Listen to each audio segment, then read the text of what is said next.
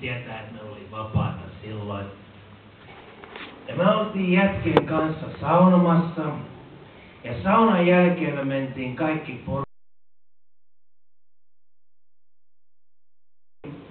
minä plus, oliks meitä 12 ja minä.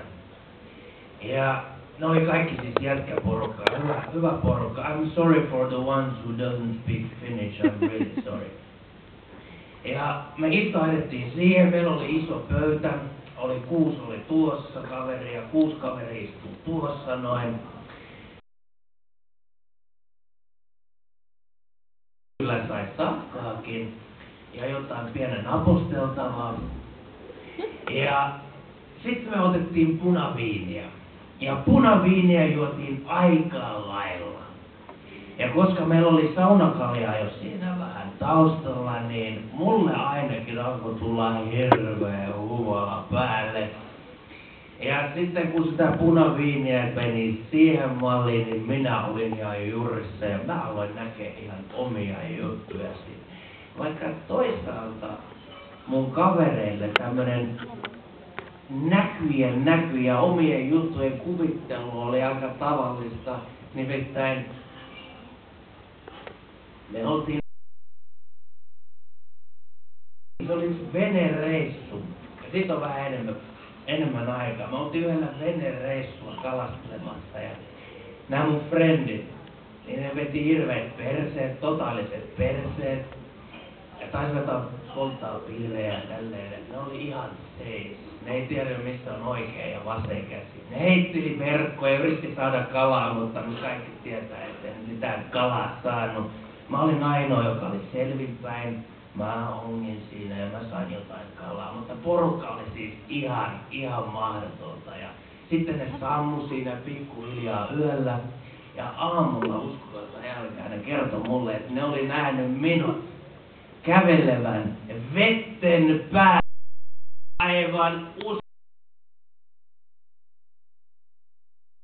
Mä olin viime perjantaina, että mä aloin nähdä omia juttuja. Ja mulla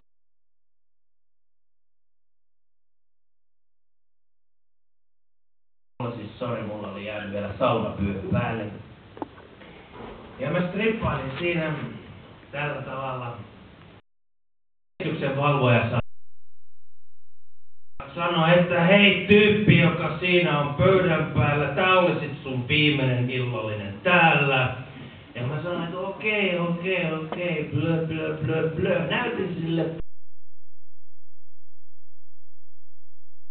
veti mua täysin turpaan tähän oikealle puolelle. Mä kaadun maahan, 2 hammasta siinä mun vieressä. Verta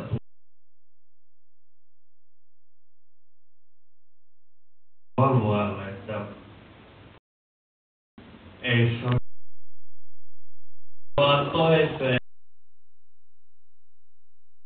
toiseenkin poskeen niin, että toiset mun hammasta tippuu. Ja mä nousen ja mä oon vihainen. Ja mä nappaan punkkupullon. Nostan sen. Rikon pöytää vasten ja sanon, ai perkele. Nimittäin mä rikoin sen sillä tavalla, että mulla aukes armoton haava tohon oikeeseen käteen ja verta pöydän päällä.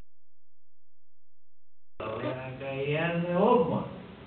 Sillä kaveri, joka istui siinä vieressä, sanoi, että hei, noi viinit meni, mutta verta tuli. No mutta minua ei naurattanut. Mulla oli rikkeläinen pullo kädessä. Mä otin sitä järjestyksen valvonnan rivelistä kiinni. Pistin sen tähän ihan mun lähelle, pullo kädessä. Ja kehotin häntä vaikka rukoilemaan meidän iskää, koska mikään sitä ei pelastaisi. Ja just kun mä olin laittamassa sen pullon sen silmään, niin yksi mun frendeistä nappas minut kiinni. Alkoi hyväilemään minua, alkoi halailemaan, pisti kielariin.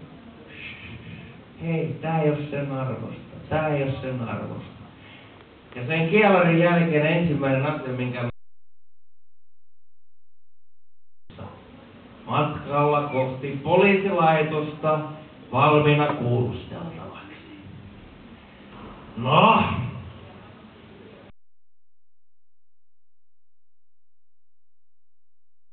luuleeko ne kuulustelijat sitten todennäköisesti näin? Luuleeko että mä oon joku todella taitava rikollinen, mutta ne alkaa kyselemään multa sellaisia kysymyksiä niin kuin, tiedätkö mitä terroristeille kysellään, että missä ei ole mitään järkeä, niin kuin tykkäätkö vaaleanpunaisista kengistä, masturboitko suihkussa, ootko he Jumalan poika, jotain tällaisia niin kuin, haloo, onks mä Jumalan poika? No sinäpähän sen sanoit! Mitä tuollaisiin kysymyksiin voi edes vastata? No, minut pistetään putkaan.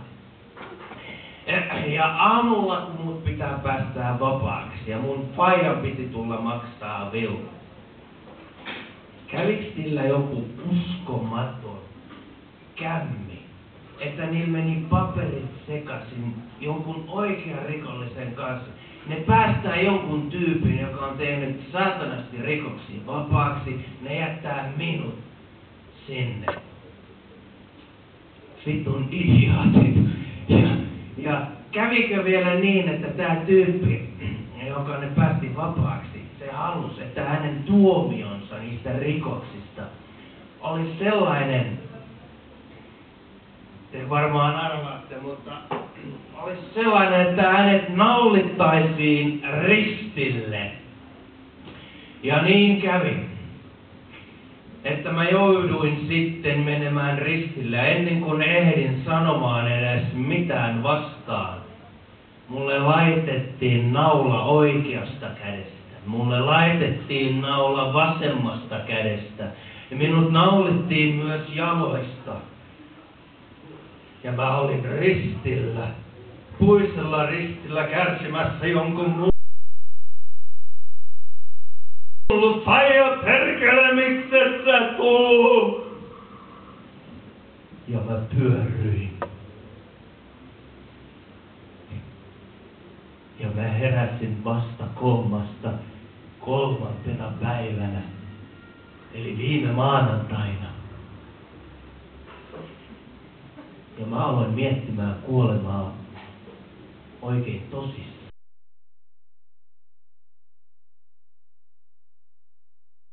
Ja kuolemalla.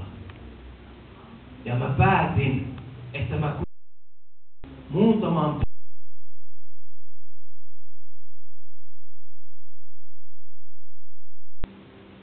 ja mä kirjoitan mun testamenttini uudestaan.